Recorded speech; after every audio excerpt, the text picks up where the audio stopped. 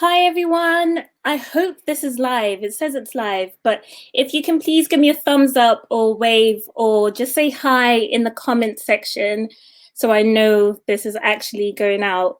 I spent like 2 hours with Hannah this morning trying to figure out how to work out Crowdcast. So hopefully everyone can see me and hear me. Just gonna check my mic. Yeah, it should be on. Hi, I don't know who. Hi, Hannah. Hi, everyone. Thank you so much for tuning in and for joining us today to celebrate 2 years of Real Black Journo. It's been an amazing 2 years. We've done so many virtual events. We've done in-person events. We've started up our mentoring program. We've just been able to connect so many Black journalists across the country, across the pond, in the US as well. And it's just been so fantastic. We've also been able to create really cool partnerships with organizations like Bloomberg, like the Bureau of Investigative Journalism.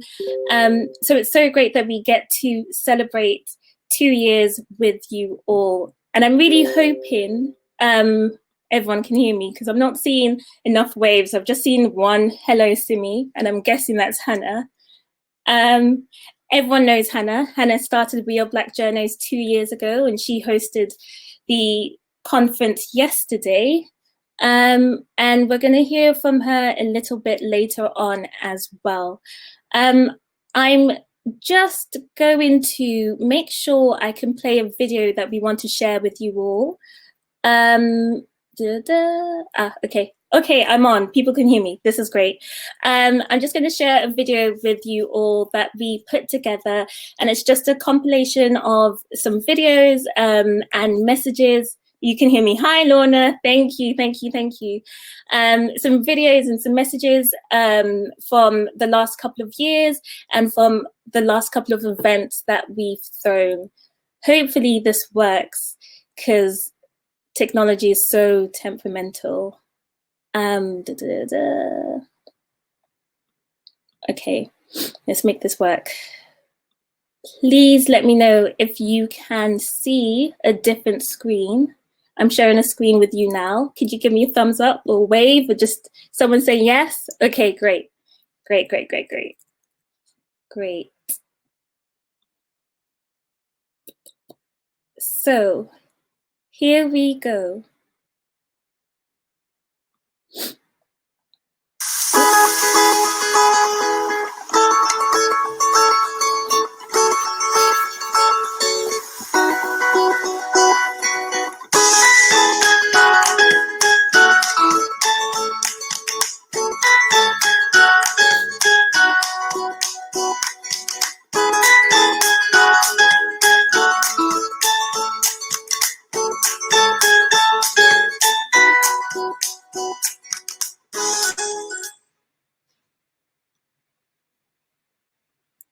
Great. Hopefully this works and this doesn't actually close my video. Oh gosh, can you still see me? Yes, yes you can.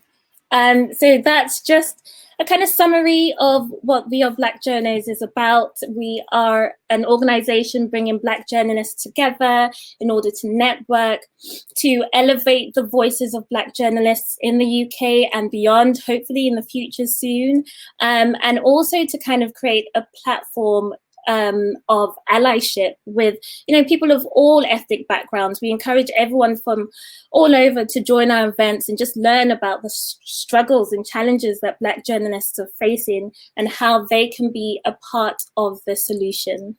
So yesterday, hopefully all of you were able to join us yesterday. We spoke about getting into journalism, and we had 4 fantastic speakers. We had Rufaro Faith, who did a podcast exploring how students and graduates were affected by the pandemic. We spoke to Sarah Perry from CNN, who spoke about the internships that CNN offer, as well as gave advice on standing out in your job application, standing out in your first job role. We spoke to De Graaf Mensa, who's a presenter with BBC News Round, about pitching and about standing out with cool stories. And then we also spoke to Nicholas Lawson. Sorry, I also have a tiny bit of a flu as well. Don't know how I caught it, but Nicholas Lawson, who is a freelance journalist, and she spoke about money, how to make sure you get paid on time, how to deal with invoices, and just making sure you get the money in the bank, because yeah, it's hard on these streets, y'all. Flu vibes everywhere. So today we've got a fantastic lineup of guests. We've got Kash Jones, who is a BBC journalist, and Wahiba Ahmed, who's also a BBC journalist.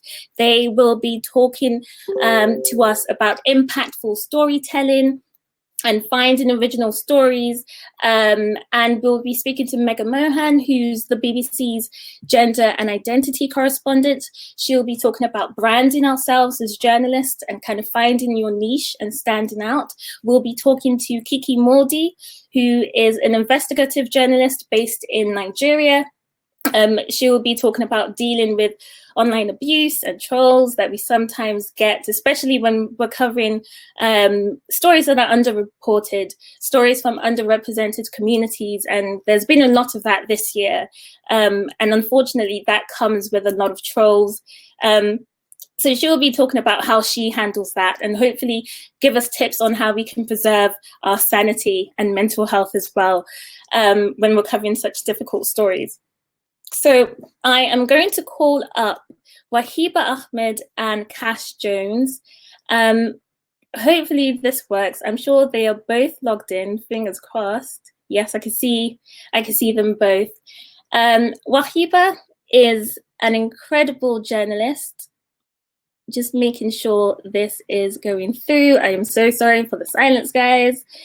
Okay, so Wahiba is an incredible journalist. One of her outstanding pieces that she did was on why Somali millennials are moving back to Mogadishu, and that went on Radio 4's Beyond Today program, I believe. And there's Kash. Hi, Kash. Kash Jones is a BBC journalist as well, my colleague at BBC Minute, who recently did a fantastic piece for Panorama on how young people have been affected by COVID. Hi guys, how are you? We're good, thank you. Yeah, I think Wahiba's there. Hello. Hopefully we can season a bit. Hi. Can you hear me? Yes, we can hear you now. Hi, is my... Okay, great. Okay, hi. It's just a bit slow with the video, but we can see you and we can hear you, which is what is important. So both you guys are working with the BBC, and you've both been here for about 2 to 3 years, I believe. So how did you get into journalism? And I'll start with Kash, because Kash is actually a DJ at Represent Radio. So how did you make that transition? Wow, I kind of fell into journalism. If you asked me when I was 16 what I wanted to do, it was either footballer or MC. And unfortunately, I didn't have the talent for both of them. So I was at university and I was studying sports science at the time. And I was in my second year and I was like, this journey doesn't really feel like it's right for me.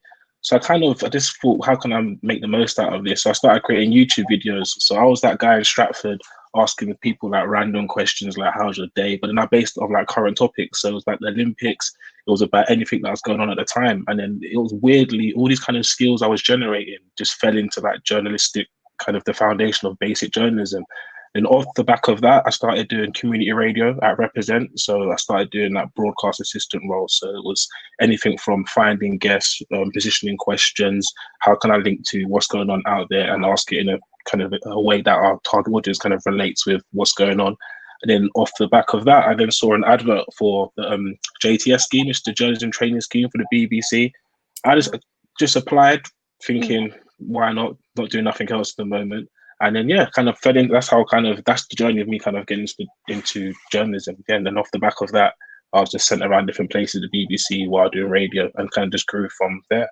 And I'm sure you gained a lot of valuable skills through the scheme, didn't you? Because you move around different departments of the beat, don't you?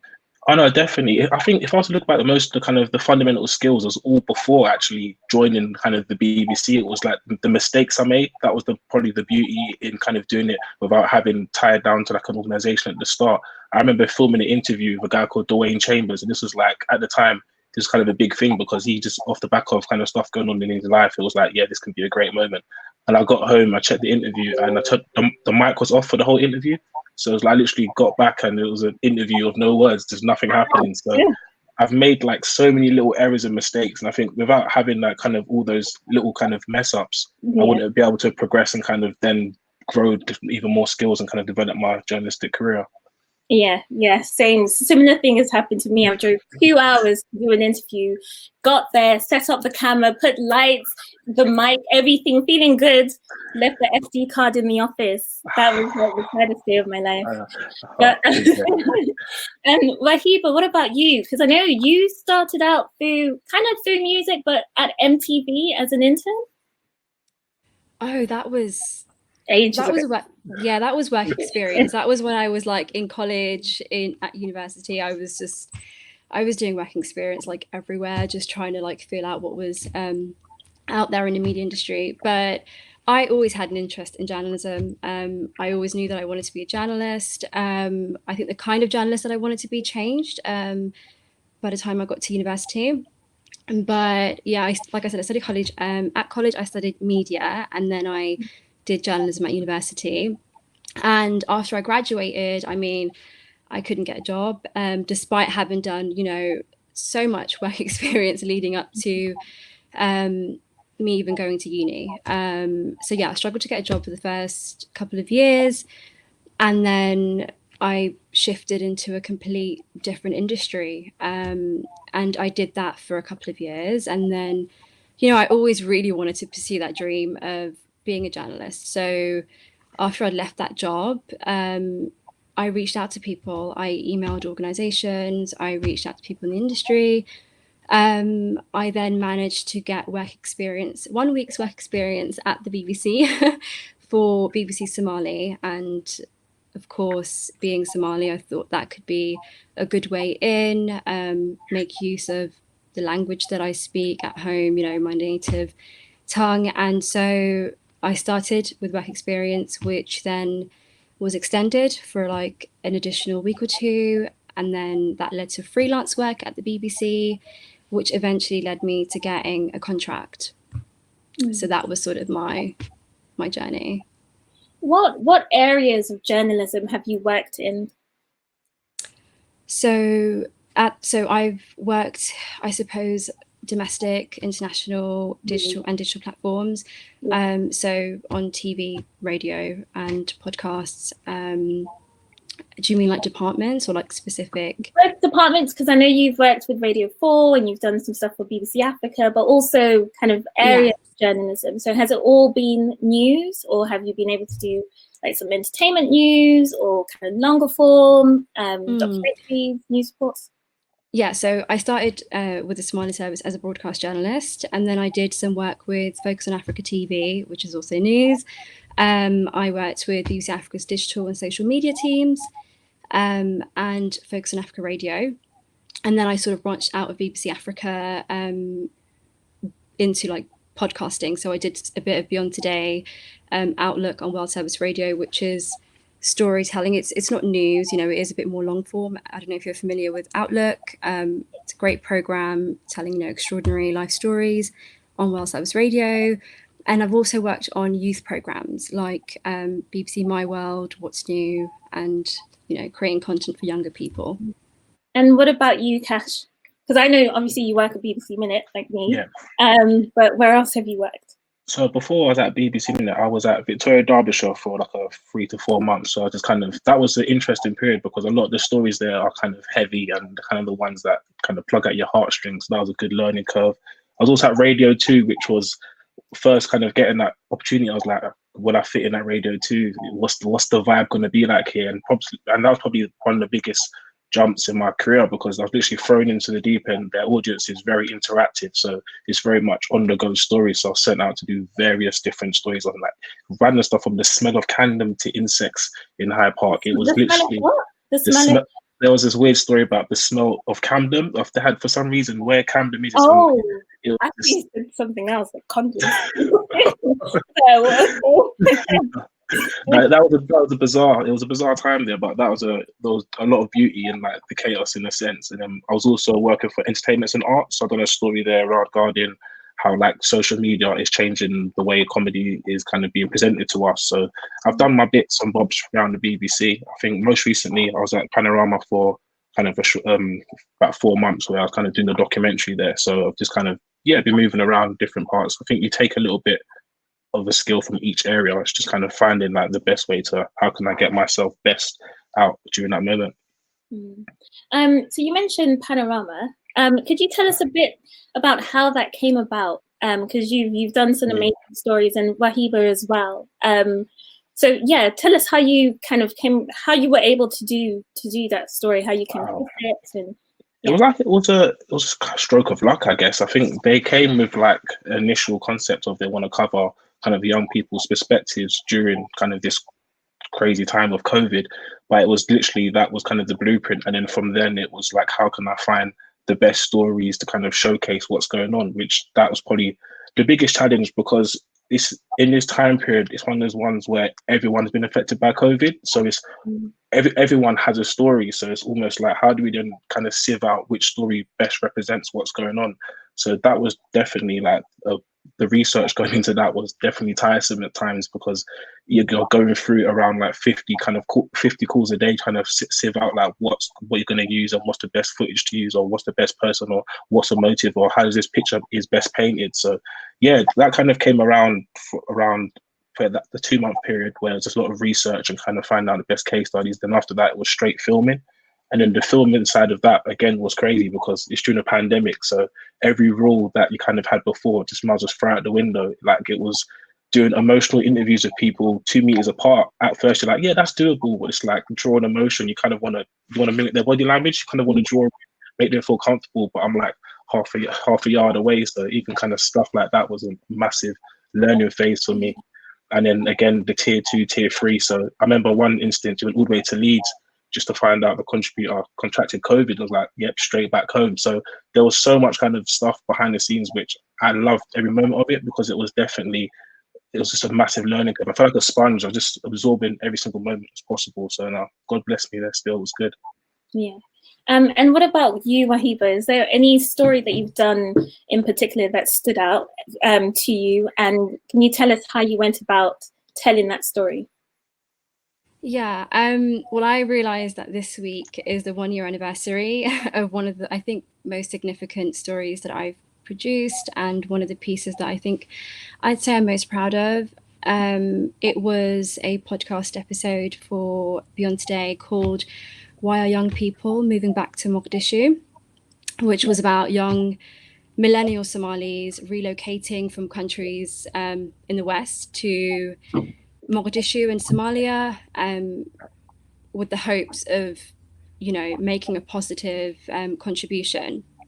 And at the time, there was like a pattern of these young people tragically losing their lives to militant and terrorist attacks by Al-Shabaab. And as someone who's Somali, I was plugged into what was happening. And not just on a personal level, I would say, because I knew people who were out there, but also on a journalistic level, because obviously I was covering the continent of BBC Africa. So I knew this was an important story because these were conversations that I was having, with like my friends and other people around me. And the real question was always, why? Why would they be moving back when so many others had faced danger, right? And for me, again, as a Somali person, it was quite obvious. I knew why, but I realized that it wasn't so obvious for others, which is why I wanted to bring this conversation, like sort of, or the story to the forefront. So I spoke to a colleague about it and about my idea, and I decided to pitch it as an episode. And I prepared the pitch in the format that I knew would work for Beyond Today, because I was familiar with what that format looked like, because I was freelancing with them at the time, but also I was a fan of the podcast. So like, I'd listened regularly before even reaching out to them. And yeah, so that was really helpful. But when I pitched, I also had contributors in mind. And I'd say overall, like the idea was received pretty well. I think the team just recognized that it was an important story to tell, which was good for me. And it was also one that hadn't been told before, and a concept I think was new to their audience. So yeah, that was the story. I'd say like I had one of my main concerns during that process was probably ensuring that my contributor, who was also a friend of mine, who had recently relocated to Mogadishu, that she was safe, right? And that we weren't compromising her safety. So, you know, I had conversations with her prior to even pitching the story to see if she would be comfortable with it. You know, whether she wanted to hide her identity, you know, whether we wanted to alter her voice, whether we should even say where she originally left from. But, you know, once she was okay with all aspects and she was comfortable, that's when we kind of went ahead and did the story. I guess like the way that, do you want me to talk about how we kind of created it, or like? No, Yeah, I no, mean, fine. yeah, like so the interview, because obviously she was in Mogadishu, so the interview was done over Skype in the studio with Tina Dahili. I had, so aside from the other person, the actual main contributor, I also had Mary Harper, who was Africa editor. She's covered Somalia for decades, so I really wanted her to sort of contextualize and give our listeners a better understanding of Mogadishu and Somalia as a whole. I felt like that was really important because I knew for like a lot of people, they only had one sort of view of Somalia, like, and I just wanted to paint the whole picture and give them an idea of what it was like before, right? And I think that's how I was really able to like make the story, but also bring forefront the people like living in that situation. And like overall, yeah, like it was received really well. And like for me, I will never forget like I had a young woman message me from Mogadishu and who told me that she was listening to the episode while she was driving through the city, watching the ruins. And honestly, that gave me chills because I just thought to myself, like, imagine this, like every other week there is a bombing in the city. And once this went out, you have this woman who was in that city going about her daily life and listening to my podcast about what life is like for her. And I don't know, for me, it just made me feel like that's why it's important to tell those kind of stories, even if it's, you know. I guess it's when you receive messages like that that really makes you understand how impactful the stories you tell are. And that's my next question. How do you know when a story is going to be impactful? What makes a good story for you guys?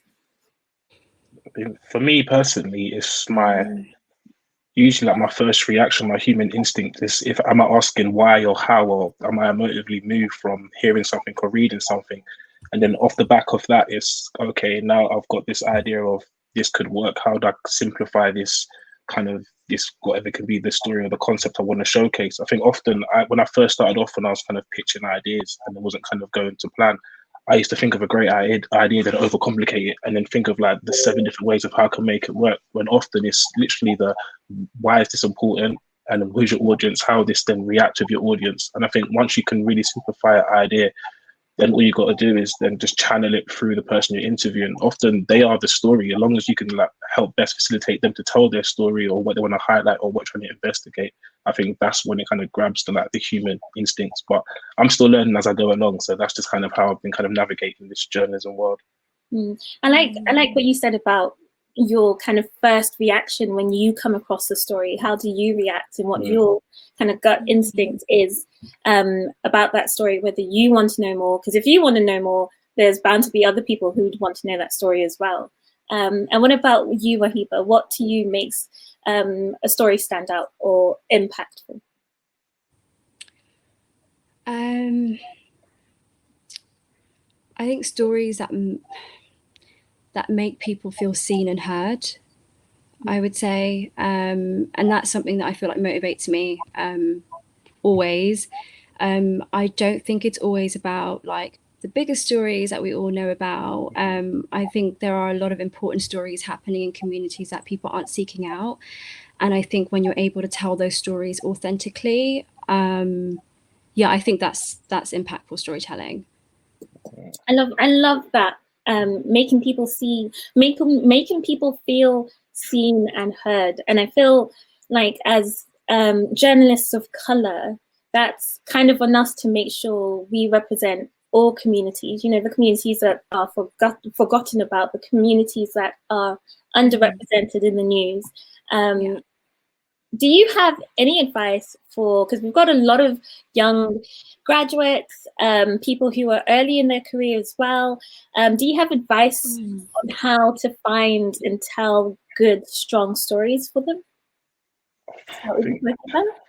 Often a lot of the stories a lot of the stories are often found within my actual kind of circles or my friendship groups. I think it's literally conversations. I think it's been hard during COVID because a lot of it's through kind of like social media. But before that, if I was out just having conversation with people, I think active listening really changed the game for me. When like talking to people, when you're actually listening to what they're saying and the nuggets that they're saying, you can really pick out a lot about a broader situation. And for me, that's how I go about a lot of the stories I've kind of discovered so far. It's a thought process when someone said or dropped a comment mid conversation, and then off the back of that, it's like, okay, let me actually look into this now. And also social media has kind of changed the game a lot as well. Like kind of the hashtag, the trends, everyone's got a 140 characters now. They can say what they want. And often a lot of people will say one or two things. I'm like, oh, that's a bit interesting. And then it just takes one Google and then you're on the way to kind of discovering something. Yeah, I find a lot more of my stories, especially during minute shifts, on Twitter. That's where everything's at nowadays. What about you, Wahiba? Well, keep your ear to the streets, okay? Listen to like Kash said, what people, those people around you, there's one piece of advice that I received that I think is really good, which is actually forget what you think people want to hear and pitch the stories that you want to hear, which I think is just like trusting ourselves, right? Trusting ourselves. But like, I think I know this might sound a little bit cheesy, but I think like know who you are and the value you bring and why the story that you want to bring is important. I think that is really, really important. And within that, I also would say, like, if you do have a story, just like run it by sometimes a trusted colleague. I think that's always really useful. But just keep your ear to the streets. Keep your ear to the streets. I just have one quick question, just based off what we learned about the both of you, how you moved around the BBC quite a bit and worked in different places. Would you give that advice to people who are just starting out in the industry, that they should perhaps not just focus on one place and move around as well, do some internships here and there, and kind of maybe that would help them not only grow their skill sets, but also figure out what they want to do long term? Yeah, definitely. Sorry, go ahead, Kash. Okay. Now, literally just like try everything. I think sometimes we build up these make-believe barriers, obstacles in the head, how like we must go down a certain route. I told myself, I'm just going to be a yes man to every opportunity and I will make the best out of that scenario. I was saying yes to things I definitely did not have the qualifications for. But once I got that yes, I was like, okay, how do I do this? And then you just make it work. Even like you don't, I wouldn't say like put all your hopes and dreams onto like apprenticeships and internships and that kind of way of in, because if you've got a phone, you can go out there, you can make things happen for yourself. Like you can literally, you are a journalist and you can go out there, you can tell stories, you can do it in interactive ways, you can use TikTok, Snapchat, Instagram, you can build your own personality through these forums as well. I feel like a lot of us, we even I was victim for this. I was like, if I don't get this kind of opportunity, I'm going to struggle here to kind of make it into this field. And really and truly, I have an own platform myself where I can like make mistakes, I can learn, I can grow, I can try things that probably wouldn't even get a yes in different places. So just go out there and create. Honestly, there's no L in anything which goes wrong. It's just a W, because that's how you kind of move forward within this. Well, that's how I've navigated it so far. Sorry, waffling on. No, I like that. What about you, Wahiba? I think definitely move around. That was a question, right? So just like I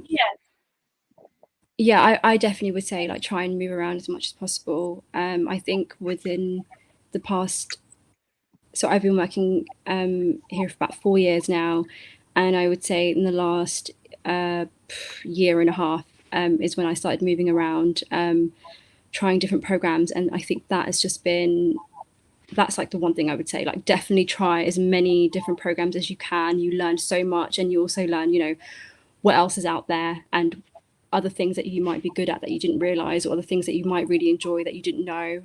But I think that is so important, and it really has helped me, I think. Yeah, so I definitely would say moving around is crucial. Great, thank you guys so much. We finished bang on time. This is amazing. I'm just gonna try and get you guys off the streets, but thank you.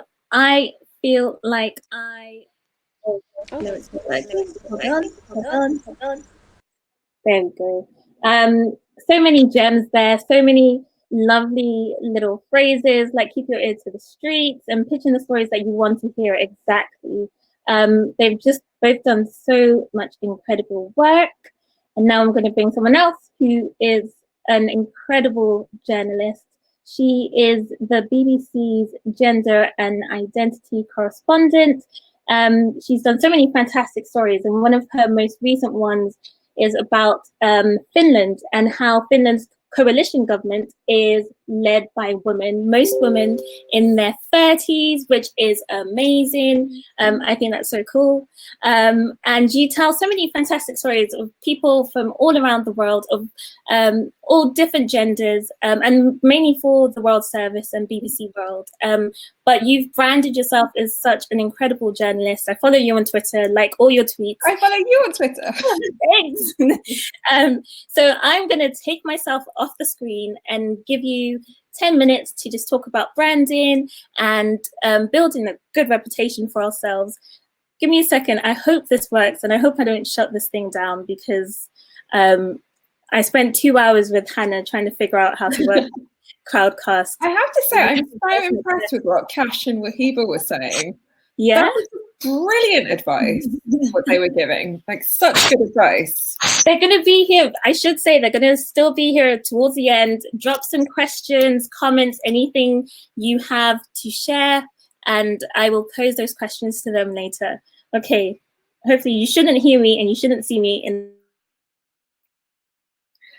Hi guys. So firstly, happy birthday to We Are Black Journos. What an amazing, I actually gave you guys a shout out. I just did another panel, and a panel before this afternoon's been an afternoon of panels, but I gave you guys a shout out to one that I talked about with June Sapong, and just all the amazing work you do. So I'm honored to have been invited onto this panel, and I just love seeing, you know, these events that you've done for the past couple of days. It's just so great to see so many of the journalists that I follow and respect on here as well. So I'm honored that you gave me one of your spaces. So in terms about how you get yourself noticed in journalism, I want to start by saying that I've been a journalist for 10 years, so longer than all of you, most of you guys that are listening. So I think in some ways I had it a lot easier, and not easier in terms of opportunities, but in terms of how I compared myself with people, which is the number one thing I want to tell people who are starting out in their careers. Like, social media has given, I mean, you all know this intellectually, but I think sometimes it's hard to kind of accept it in your heart, which is social media gives you a false sense of who's doing really well or who might be doing better than you. You are already working, the fact that you're even here tonight, you're already thinking differently to the vast majority of people who want to put in extra time in their spare time to make a profession a craft as opposed to just a job. So the fact that you're already thinking like this and networking and meeting people puts you in a better setting than a lot of people in your profession already. You're going to be looking at social media and wondering why some people seem to be doing better, why some people seem to be having more opportunities, why some people seem to be ahead of you, and it's disheartening. And I know it, and I get it, and I feel it too.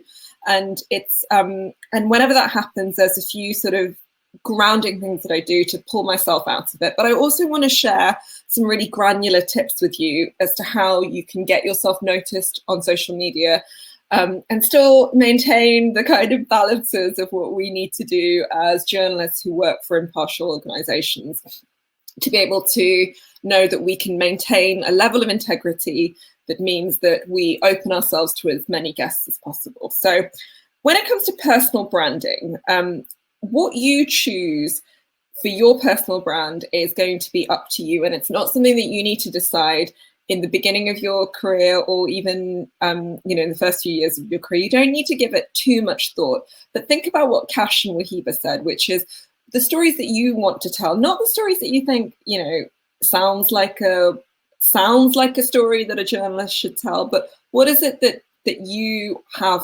What is your mission? Because when you tie yourself to a mission as opposed to an organization or a workplace or even a group of people, then actually the road is much clearer than you think. The lane is much clearer. So for me, my mission wasn't available. It wasn't really obvious to me immediately, but within the first few years, it kind of became obvious. And that's what I maintain in my social media kind of presence, or the presence that I'm presenting when I do a pitch, when I speak to editors, when I go to a community and speak to people, which is, I want to tell, I know that there are two types of stories that I definitely do not want to tell. So I do not want to tell the story about the crying person sitting at the border who's lost everything, who doesn't know where to go, and you get to do like a 20-second interview with them that goes into a news package. I don't want to do that. The reason why is because they're generally people of color, and you dehumanize that segment of the voice. They become this kind of black and white figure where you don't know about their sense of humor, you don't know kind of like the cheeky little things that make them them, you don't know their backstory. So when it comes to those stories, I don't want to tell it because I know what is required in the format that they want, and I don't want to put people through that. At the same time, I don't want to tell stories about the only woman in the village that invented the tampon machine.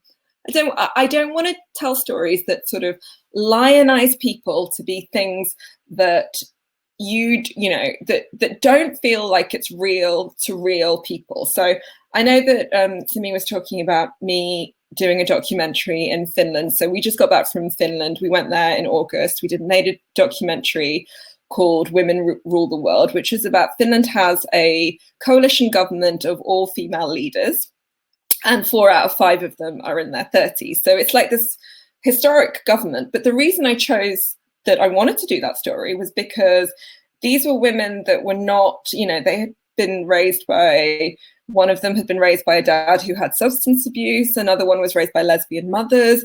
These were women who were kind of my age, who didn't have the kind of this background that would make them world leaders. And in the story, we really explored as to, this is really great that 5 women run a country, but who are the people being left behind? So we went to talk to Black women. We went to talk to Sami women, which is an indigenous group. We talked to trans women to feel that whether this government is representative of all women. And that was a question that we posed. So the mission for me was really clear, is that like Sanna Marin, the Finland's prime minister, is not going to be this like kind of inhuman kind of person that feels like she would make you feel bad or me feel bad if we watch it, because we're like, we'll never be like Sanna Marin, because how can you compare yourself to a 34-year-old prime minister? Nor is she going to be like this, which she grew up on welfare, she had a difficult time. So I wanted to get that sort of bit of her in between that makes her human, because it's the kind of bit that I have to dig to, especially in this industry, because it's a difficult industry, to think about kind of what it is that we do as storytellers, that we can really remain with our human side, the flaws that we have, and the bit where we're not feeling perfect and we're not looking great and things feel a bit tough, and it just feels like some days are harder than others. And I think I keep that really sort of big up here, and that informs the stories that I tell, the people that are kind of attracted to my life, and how we deliver that story as well. So when I'm approaching my social media, I'm really, really thinking that truth is absolutely the most important thing, because we're in the business of truth as storytellers. If we're not, then this is not the job for you. That's just the fundamental thing that we can all share. We should be in the business of truth. I hope that's the truth that we all share. And then from that, it's kind of like, how are you going to put it? I hate the word authentic, so I'm going to try and find another word.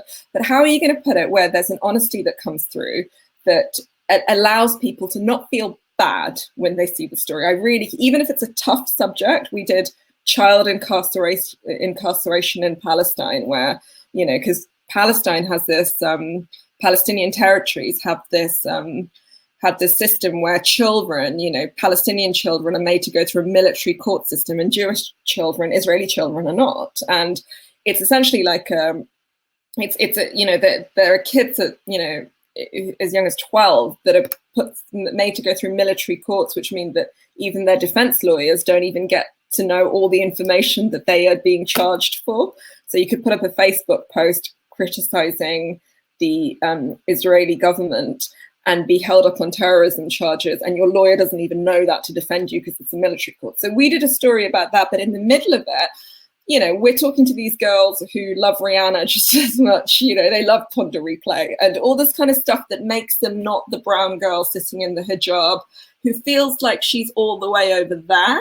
Like, that's the stories that I don't want to tell. And I really try to put that across every tweet, every Instagram post. I'm really wanting that to be the real thing. Kash made this excellent point earlier, which is say yes to everything in the beginning. Now I don't. Now the boundaries are up. But go and then remove yourself from places that don't make you feel good. So there's lots of WhatsApp groups that are supposed to be empowering WhatsApp groups or whatever that I left because I could see really early on that they were groups that were made to just slag off people or make you feel that you're not doing as well as other people. And there's a cheesy kind of saying, which is your vibe attracts your tribe. And I really believe that, which is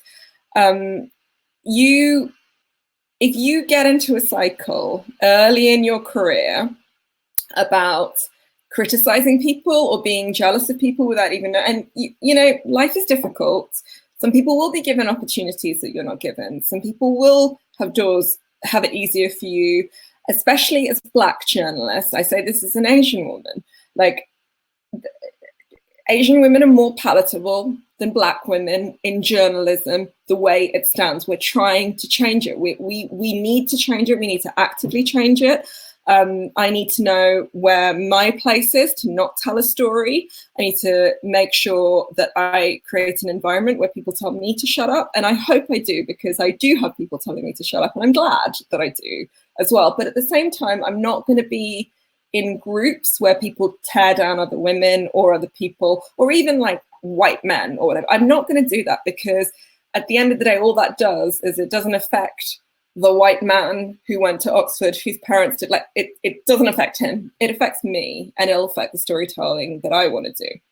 So this is like a kind of an overall thing about how you do stories. Other ways is like really think about seeding a story, which, you know, Simi's great at as well, which is when you've got a story, don't leave it to chance for the conversation just to find you. Think about what you can do where you can make the story come to life. So he's telling a story about Finland. We did a Twitter thread. I asked, you know, a couple of like high profile feminists to share it. And I would do the same for them as well. So it was kind of, it's a yin yang thing. I asked BBC World to share it. It wasn't like an accidental kind of viral thread that happened. It was like a kind of thought out strategy. At the same time, I'm always kind of aware of which conversations need my voice and which conversations need my silence. And when I've made a mistake, I'll say it immediately, because it is really, really important just to be truthful in this. Because like I said, if there's nothing else that you do in this business, just tell the truth. So that is kind of my sort of 10-ish, 15 minutes. So if somebody wants to come back in, so we could, because I can keep yakking on. So don't let me. Thank you so much, Megha. Thank you for just being so honest and open as well. I made so many notes and so many points. I love what you said about digging into the human aspects of our stories, and that's what makes those stories relatable to our audience. What we choose as a brand, as a journalist, is up to us. I was just typing a last note on what you said about strategy and how you strategize, kind of like a marketing strategy for that story. Absolutely. It takes as much time. Like. And then also, I love what you said about removing yourself from spaces that don't make you feel good about yourself. And that's so important. And sometimes it's not that obvious until later down the line, you find yourself comparing yourself to what you saw earlier, or comparing yourself. Totally. And there's lots of groups, and just to tie up, like there's lots of groups that make people feel that it's like an empowerment group, and it's not. It's a group to kind of complain, or to bring down other people, or to like screenshot tweets or something.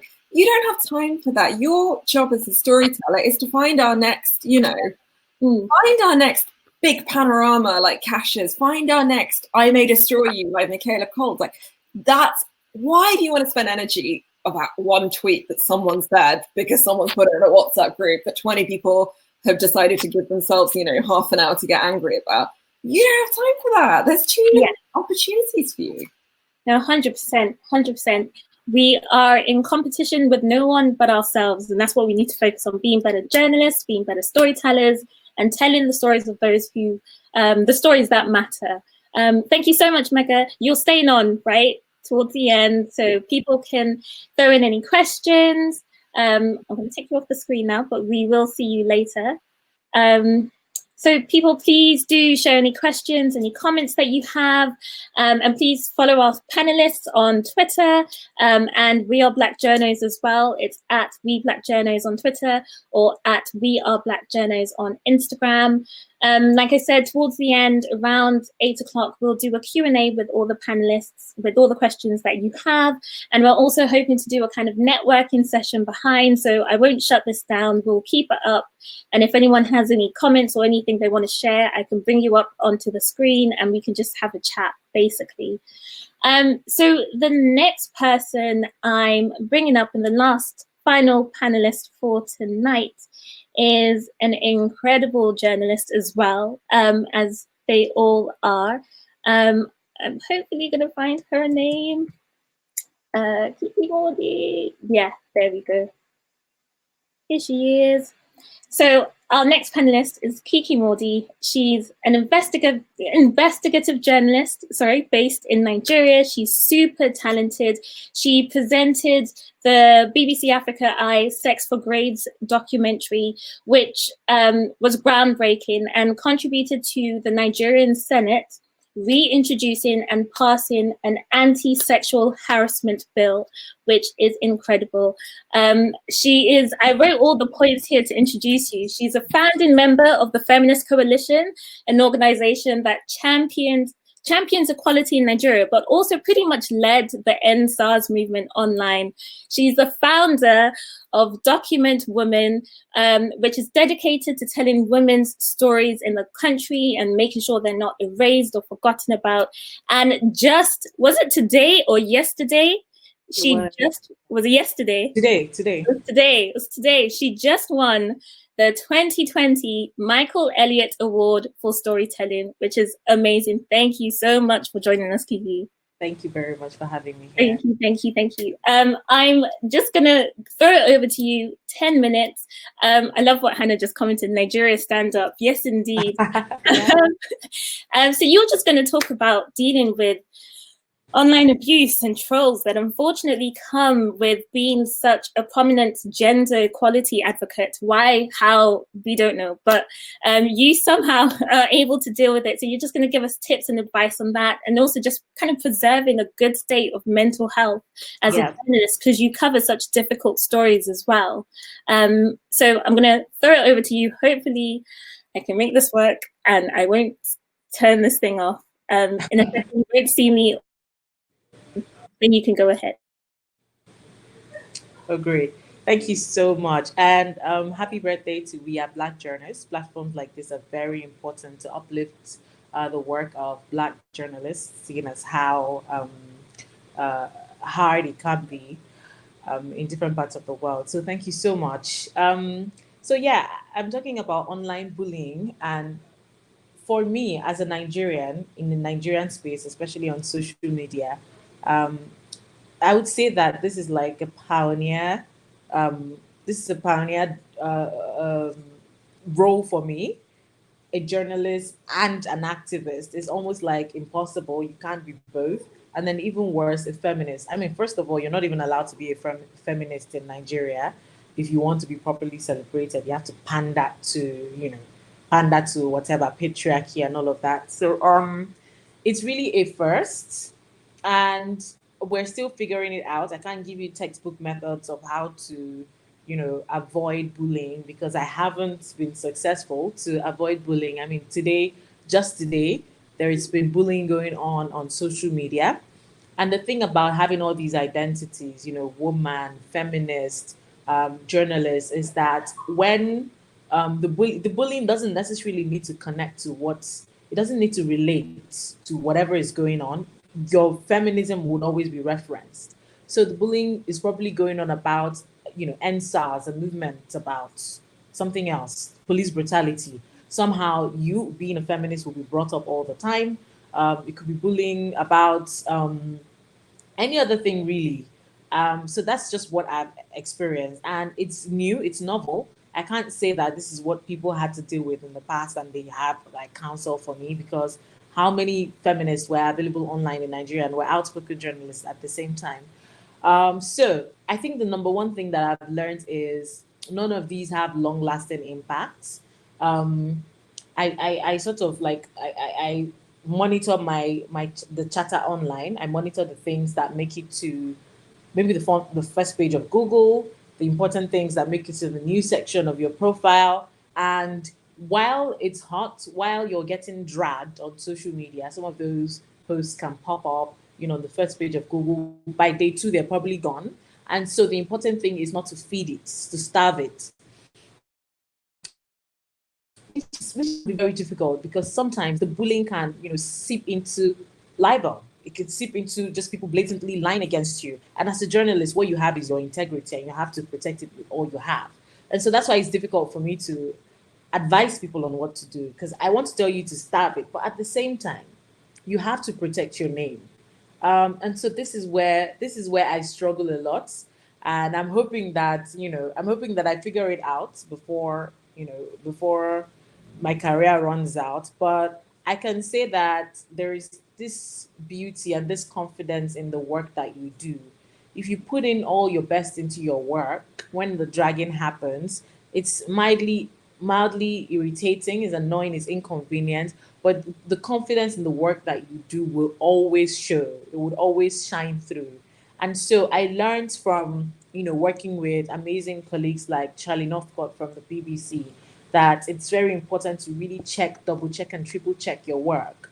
So because people will threaten you with things like lawsuit, they will threaten you with everything. And truly, it's been 2 years since, I've done work that I've got. The first time I got threatened for my work, I think that was 2 years ago. I was threatened legally. Until now, no lawsuit has gotten to my table, really.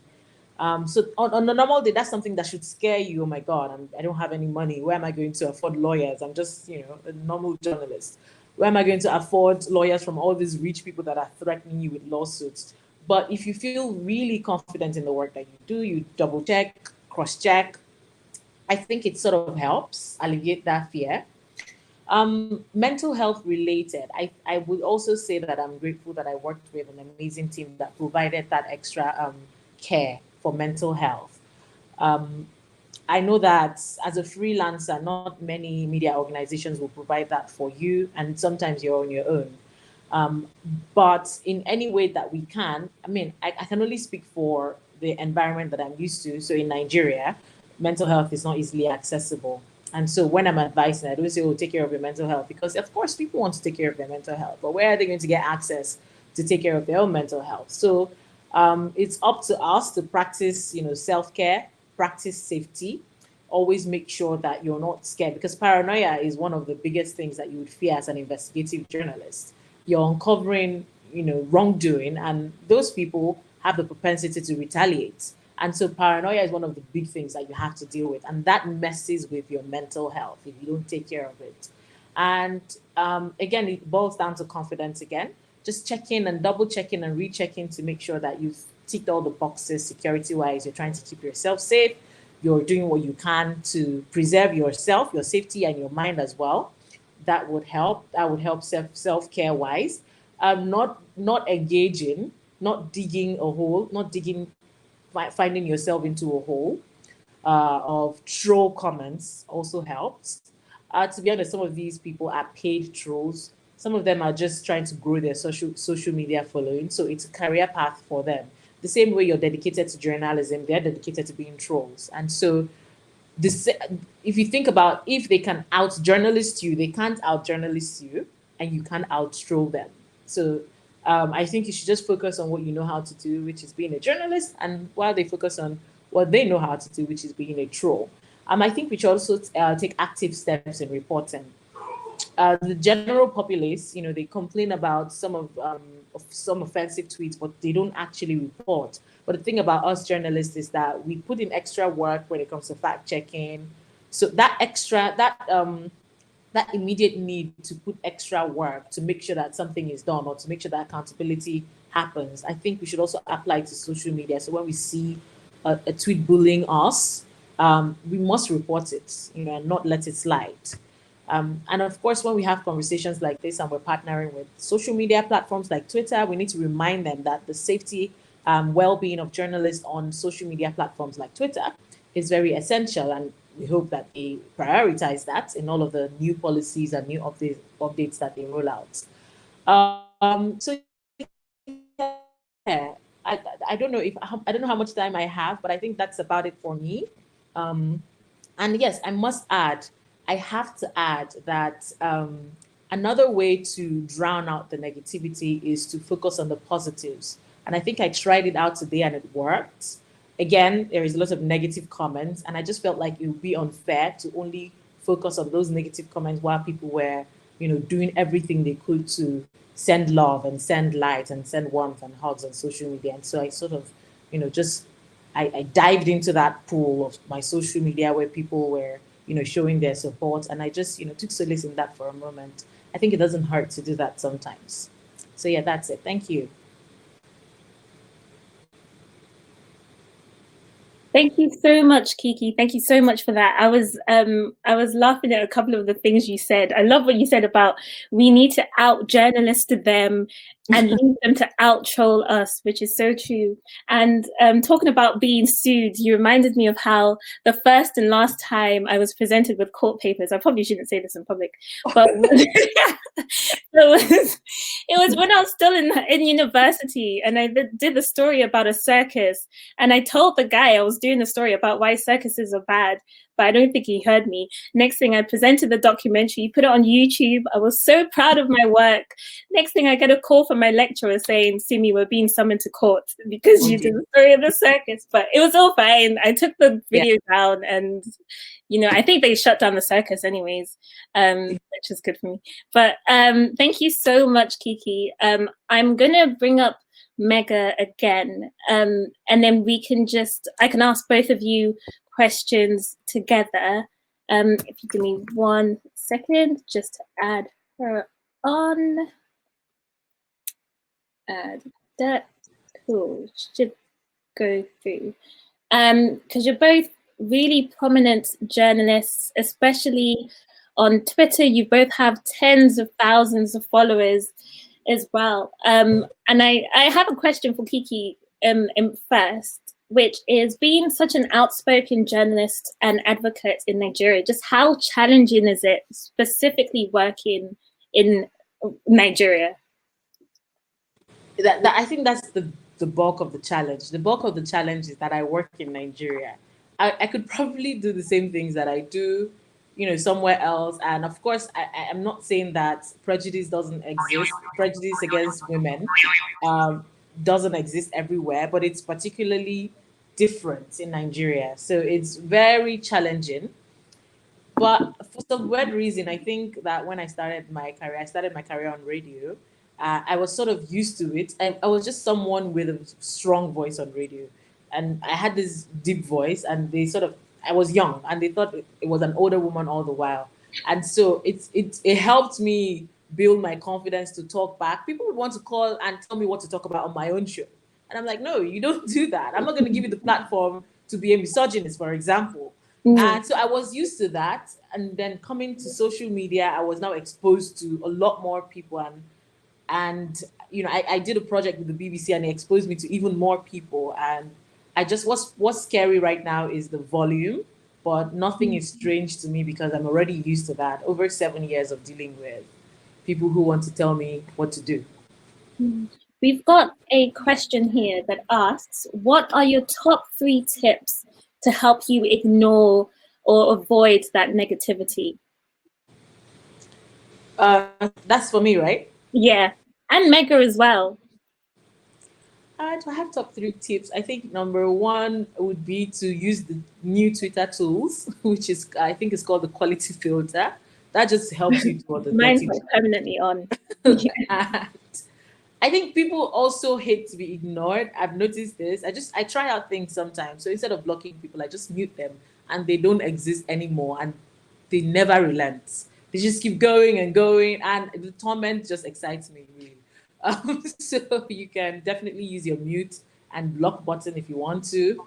The third thing would definitely be to focus on the positives.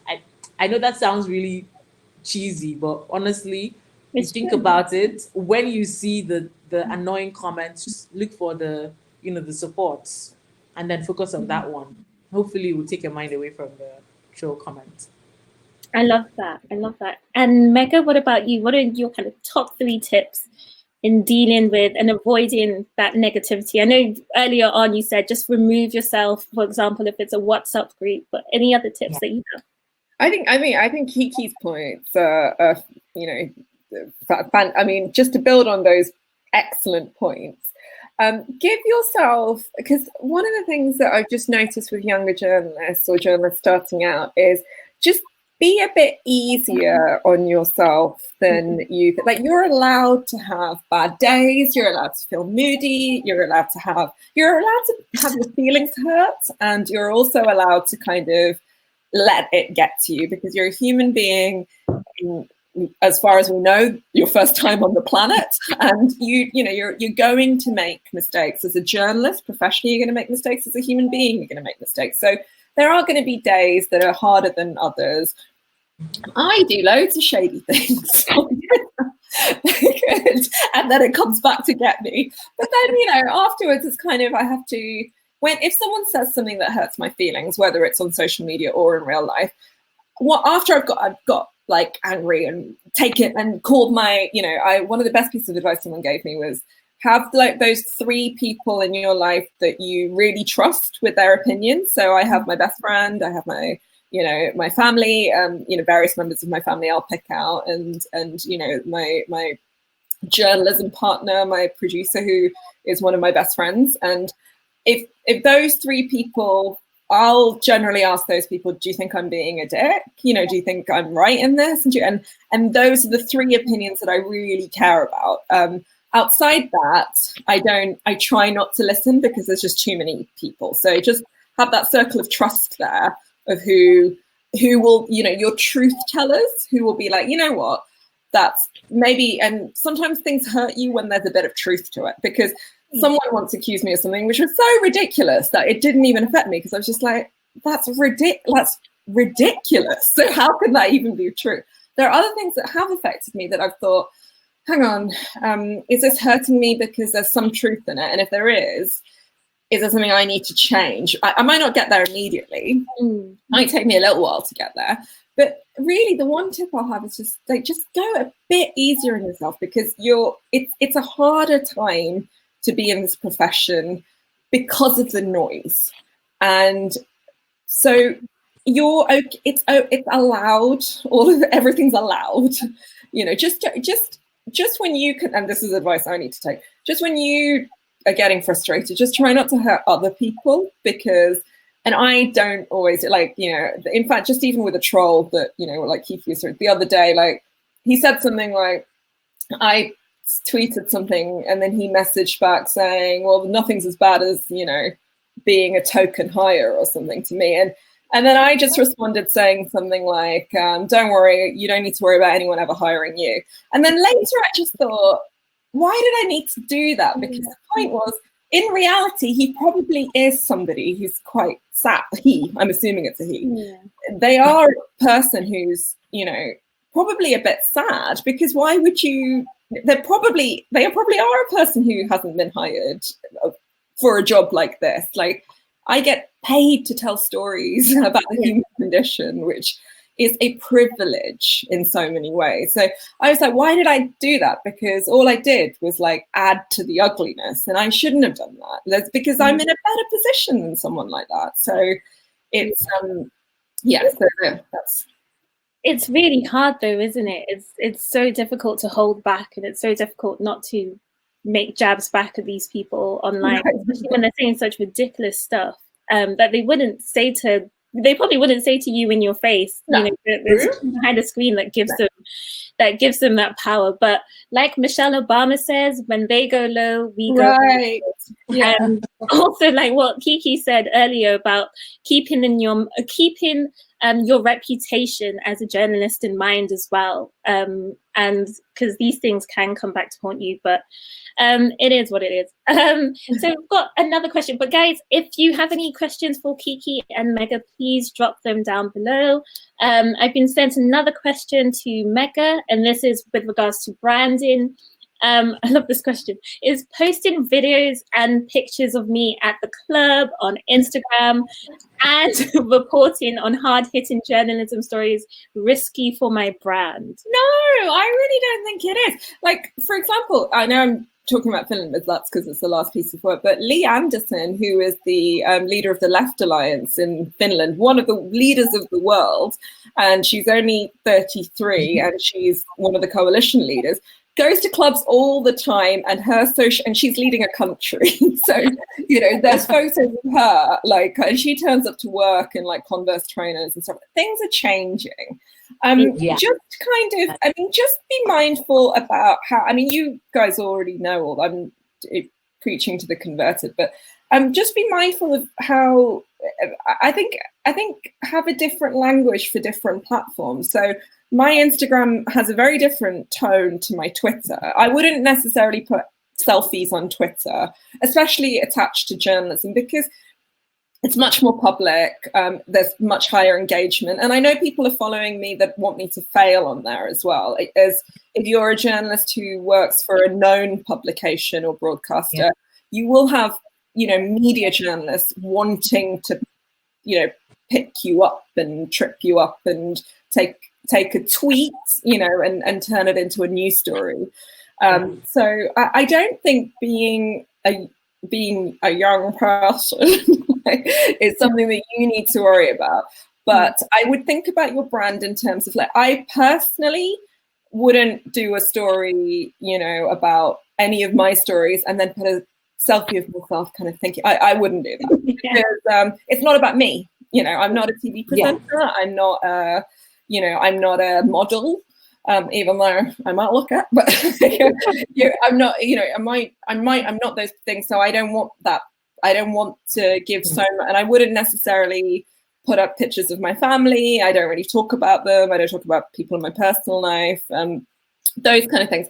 But just when it's a public profile, I'm going to tell you a little bit of a scary story. I know I'm taking up time, but I wasn't aware how public, you know, who's watching, and there's a guy that's been we've only recently found out through police and InfoSec and stuff who he is, but he is a guy that's become kind of obsessed over the past few years, and then he worked out where I was staying because I'd taken a selfie and put it on Twitter, and behind me was a restaurant that had a name, and he worked out where I was that night, and he worked out where my hotel was because it was, you know, there was a location that was, and it was so dumb of me, but I was like traveling and I was kind of excited, and usually I just put that on a private profile, but I put it publicly. So it's less about your image as, you know, you enjoying yourself legally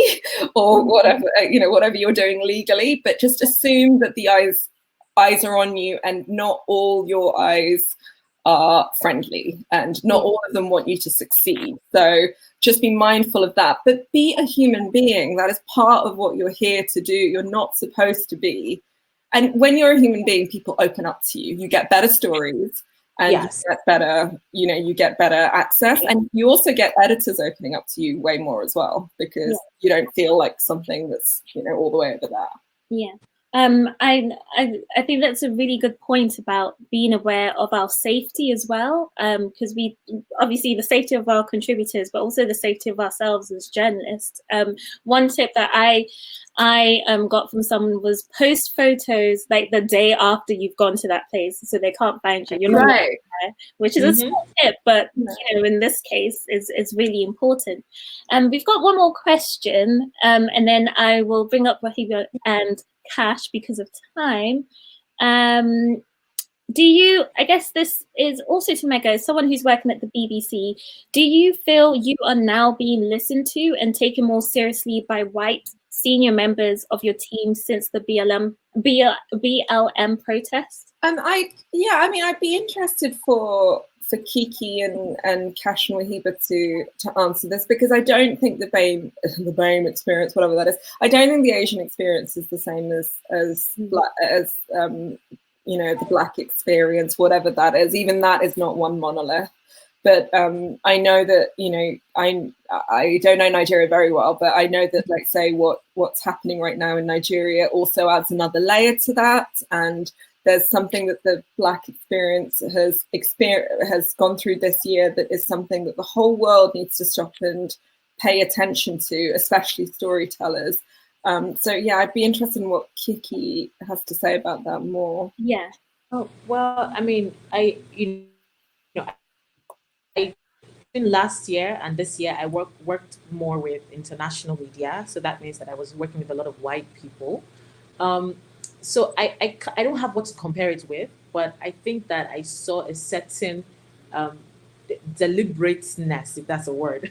There was this deliberate way of sort of trying to, you know, see me for who I am, and you know, just basically hear me out and want me to tell the stories.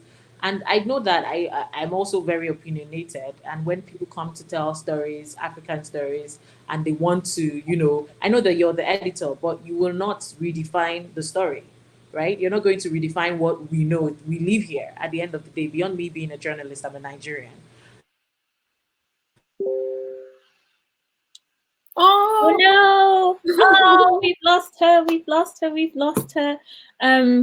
Oh, I love what she was talking about. I know, I do too. Oh, I'm just gonna check. Maybe she's still on, and I can re-add her. If you give me 1 second. Okay, I can see she's still on, so I'm gonna take her off and try and add her again, and hopefully she sees the. She's just amazing. I'm so inspired by her. And I was actually going to ask about, I think so it's something that you tweeted during the End SARS protest, and you said that Western editors and senior journalists should allow local journalists like Kiki to tell those stories, as opposed to planting, you know, a white journalist from the UK to go to Nigeria to cover it. I feel really strongly about that, yeah. I just find the structure of international news really quite weird, to be honest. Like, I just think it's really weird that you would go to a country and then get like 3 people who speak the language to come along, and then you don't even credit them. And instead of investing in people who, you know, who instead of like training people up from those places to be able to tell way better stories. And it's really something I'm mindful of. It's something that I, as an international news journalist, I kind of, we byline everybody. If somebody comes to me with an idea, I don't take it. I will help them get the idea, you know, give birth to the idea. She's back. Thank God. I'm so sorry. Yeah, sorry, I didn't know that I had yanked out my power cable. Oh, Yeah, and also, I think I was pretty much yeah, done with that. I think there were more, I believe that they were more open to listening to me and allowing my voice thrive through the story, I think. But I might also be speaking from a place of privilege because I don't know, I'm not immersed into this situation, and I know that if you stay long enough in a place where that kind of bias exists, you definitely feel and experience it. So yeah, and yeah, it was helpful. we were just talking just as a last point, and then I'll let you both go. Yeah. We were just talking about how perhaps this applies to you, about how Western editors and Western journalists, like when they with the NSARS protests, for example, instead of using local journalists, they will send over white journalists from the UK and US to cover it, as opposed to using local ones. But have you seen a kind of change over the 7 years? Because you said you were working with more international organizations. Yeah. Have you seen a kind of change in their coverage, them trusting local journalists more? I definitely have, and it truly is created a lot of opportunities for freelance journalists. But definitely, I think more can be done for photographers as well.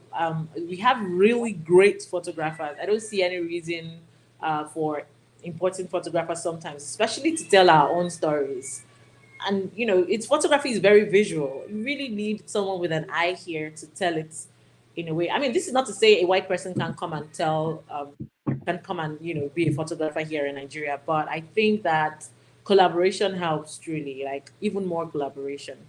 But hasn't it been great seeing like Larry and Lebu out in Washington, Yes, on Trump? That has been super amazing. It makes it look achievable now. And I want to see that as well. I want to see reporters from Nigeria going to India and talking about the farmers' protests and stuff, because I just think that I think instead of trying to kind of, I don't think we should throw the baby out with the bathwater. I think what we need is Kiki to be able to go to Syria and tell stories from that, and we just need to make it so that all of our minds are sort of decolonized from thinking about what is right and what is wrong. So we don't just need people from the places telling the story, but we need it so that I don't just have to tell women's stories, or Kiki just doesn't have to tell Nigeria's stories. Exactly. I totally agree with that. Exactly. Thank you so much, both. I can hear someone's cat calling them in the background. I don't know if it's yours, Megha. Well, I hope not. It's fine. I don't know if it's feeding time. So I'm going to let you both go. Thank you so much, guys. Thank you so much. Happy birthday. Thank you. Happy birthday. Thank you so much. I'm just going to take you off the screen now. Hopefully it works. And I don't close. There we go. And I'm going to bring back Kash and Wahiba really quickly. I know I've got a couple of questions for the both of them, but if anyone out there has any more questions, feel free to drop it below or send it to us on Twitter. Every one of our panelists, there we go. Each one of our panelists are on Twitter as well, so just follow us and we can follow up there. Hi, Kash. Thank you for sticking around. Hopefully Wahiba joins us in a second. It says it's going through. Okay. So I've got a question for you first, Kash, which is your experience working on. I'll give you a second to put in your AirPods. Sorry. That's me all the time when I'm starting Zoom meetings. I'm like, hey, 1 second. Connected to everything. When you were working on Panorama, you're one of the very few Black journalists to have presented a Panorama documentary. Fun fact, I know the first Black journalist to present something on Panorama was in, oh my God, I'm going to get it wrong now. No pressure. Was in 1965. Wow. I've totally forgotten his name. Anthony Eric something. He was a Jamaican journalist with the BBC. I think the BBC's first Black journalist for about 3 years. I know that because I've done a lot of research about Black journalists recently. But you're one of the few since 1965. I think Rihanna Coxford did a panorama documentary like the week before yours. Yeah. So what does that mean to you? How significant is it to you? Do you know what? I've never kind of actually sat down and kind of processed how significant it was. For me, it's weird when you're a journalist, because as much as you hone the stories out, it's never really about you. Like for me, like the joy I got from going through that process was seeing one of the guys called Rashid, the pilot there. He raised all the money to go to his flight school, and now he's going back. He raised around 60 grand, and he's gone straight back to flight school. So that's where the joy comes from. For me, it's never about the platform or where it goes. It's just like, am I touching someone? Is someone being moved? Am I helping, or am I educating someone? Like even stories I've done outside of Panorama where it may not seem as significant because it's not on like BBC One prime time, but it still gets the same feelings, like seeing someone happy or seeing someone who's not necessarily being put in a traditional BBC audience, and that's now their first time stepping into that kind of limelight. That's where I kind of get my inspiration from. It's about the person or who's in the story. And what about you, Wahiba, being able to tell these stories? How significant is that to you? Just being in a position to tell all these stories. It's really important. I think it's incredibly significant for me. I didn't see many people from my background doing that growing up. There were like, one person that comes to mind. So yeah, it's really significant, and I think it's I don't know, I feel like it feels like a bit of a responsibility as well to make sure that I use the platform that I've been given, and also the opportunities that I've been given to tell stories of people who, like me, didn't grow up seeing themselves reflected on screen, to, but not just, I guess, in a positive way, but also just making sure that I'm telling their stories in a truthful way. Yeah, it's really important. I think I feel really lucky and fortunate to be able to do this job, and like I said earlier, it's something that I've always wanted to do, and yeah, it's really important, and that doesn't, I don't forget that for 1 minute. I think in every story that I kind of do, I think intentionally I try and pick stories that are important to me and mean something to me, and yeah, so it's very important for me. Great. And one more question for you. What are the two top tips to produce an excellent podcast in your opinion?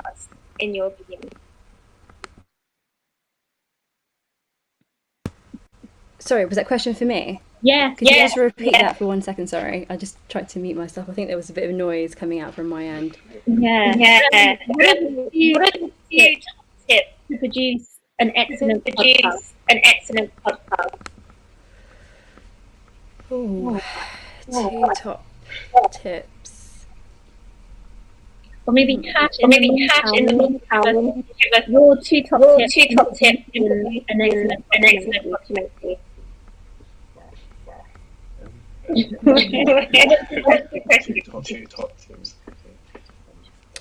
That's really hard.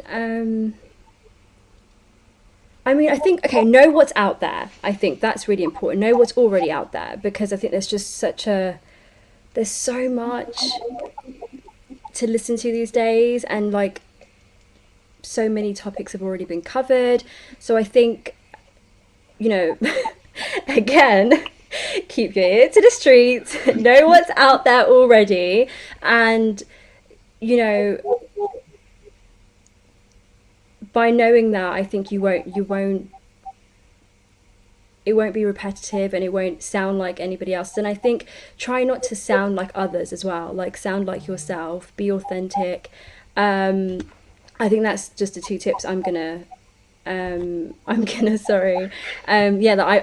Just know what's out there, because you don't want to be just recycling or just telling the same old stories, and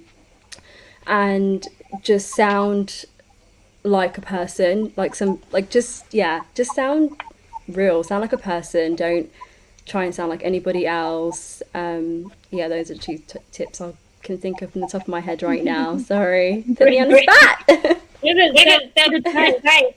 And I'm probably going to cheat as well because those two tips were kind of aligned with the same vision I was thinking. I think keeping your ear to the streets is something that you should be doing as a journalist, because that's where the beauty of the different kind of stories come from. Did I cut out? Am I still there? yes, you're still here. Okay. Yeah. And the second one, similar, like, just be authentic. I think the second you stop being yourself, it comes across. So like when looking at documentaries, a lot of it's to do with access and where you can get information, or where you can get when you can kind of get a look into something that someone else may not have. And then a lot of that is your kind of community or where you grow up from. It kind of stems from that at the start, especially because access is vital. So if you come across to like people you grew up with and you're kind of trying to be someone else you're not, they're gonna smell it from a mile away. So like I think as authentic you can to be yourself, it just opens the doors a lot easier, because they know that you're not there to do them a dishonest service. You're there to be as transparent as possible when it comes to delivering their story. Great. And one last question, because of time, just want to make sure everyone goes off to get their dinner on time. We would like to know from each panelist, particularly those working at the BBC, so this is to Wahiba and Kash, do you feel you are now being listened to and taken more seriously by white senior members of your team, especially since the Black Lives Matter protests? It's a journey. Like I feel like that kind of question is it's a complex question, because every individual is different. Everyone's come from different backgrounds, so a lot more people are willing to change perspective and kind of navigate this new world that we're living in. A lot of people may not have reached that level yet, but I think the beauty of kind of the only kind of thing I've seen change is that people are now willing to have this conversation, which before may have been challenging at times. But there's a lot of pros and cons to that question, because it's like, as a Black journalist, do I only want to have the impactful voice or the smart voice when it comes to delivering Black stories? It's like, can my voice be amplified through other stories and through other dimensions? So I feel like a lot of it is just, it did help. It did kind of, people listened, but you kind of don't want them just to only come to you for a specific type of story. I think the conversation still needs to be developed. I think we're in a transitional period now, so I don't even have a kind of equipped answer for that question yet, because I'm still going through it. I'm still navigating the ranks as we speak. But if any tips I have or anything, I'll definitely share this. Shout Simi and we can talk. I agree with you when you say it's a journey. It's definitely a start. And like you said, I'm having conversations with my white colleagues, white friends, white journalists that 5 years ago I never would have thought I would be having, and it's so open and honest. And I keep telling them, like, it's okay not to know. It's okay to have questions. It's okay to wonder. And just ask, really, just ask. And if you make a mistake, hold your hands up and take responsibility for that. Learn the right way going forward. And I do think it's, having these difficult conversations is the beginning to making everything just so much smoother, and hopefully to make Black journalists feel more included in our newsrooms as well. And that's why We Are Black Journos is here, to make everyone feel included and provide a support system for Black journalists out there. We're going to end there. I see Wahiba's dropped off, and I've tried adding her back, but I don't think it's working. So thank you so much, Kash. It's been fantastic speaking to you. And thank you everyone who's joined. We really, really appreciate it. It's been a fantastic 2 days to celebrate 2 years of We Are Black Journos. If you are not signed up to our newsletters, please sign up. You just need to email admin@weareblackjournos.org. If you would like to register as a mentor or mentee, we've got some fantastic editors, senior journalists, assistant editors on our database. Whether it's whether you're in the broadcast industry or you work in magazines and print or digital, we're looking for people from all backgrounds. Please do sign up. You can do that by emailing comms@weareblackjournos.org. Please follow us on Twitter @WeBlackJournos and on Instagram as @WeAreBlackJournos. But thank you so much for tuning in, or for joining, and yeah, happy holidays, and hopefully see you guys in 2021. Who knows in person, who knows virtually, but we'd love to see you again. Thank you so much, everyone.